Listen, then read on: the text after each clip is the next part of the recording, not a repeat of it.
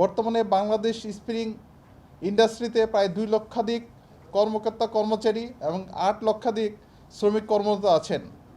আগামী 1 ফেব্রুয়ারি 2026 থেকে বাংলাদেশ স্পিনিং ফ্যাক্টরিগুলো বন্ধ হয়ে গেলে উল্লেখিত কর্মকর্তা কর্মচারী শ্রমিক বেকার হয়ে যাবে।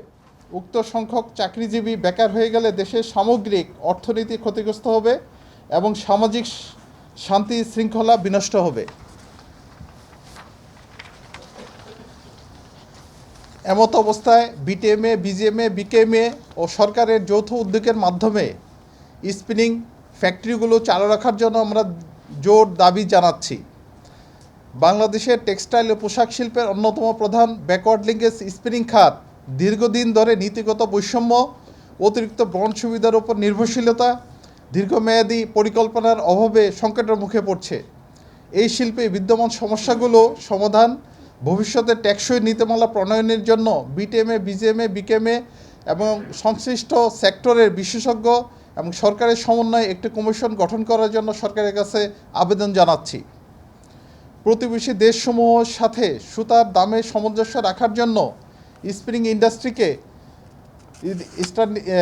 ইন্ডাস্ট্রিসমূহকে কমপক্ষে 2 বছরের জন্য 10% প্রণোদনার জন্য জোর দাবি জানাচ্ছি।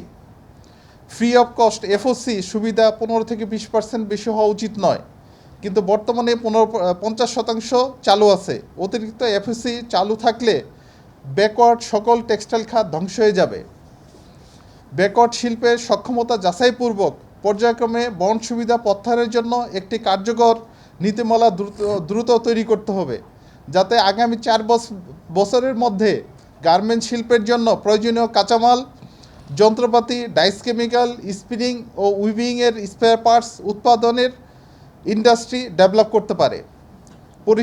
পরিশেষে দেশের অর্থনীতির বৃহৎ স্বার্থে বাণিজ্য মন্ত্রণালয়ের সুপারিশ দ্রুত কার্যকর করা এবং বিটিএমএ কর্তৃক ঘোষিত 1 ফেব্রুয়ারি থেকে সকল কারখানা বন্ধ রাখার সিদ্ধান্ত থেকে সরে আসার জন্য আমরা সরকার, বিজিএমএ, বিকেএমএ, বিটিএমএ এর কাছে জোর দাবি জানাচ্ছি।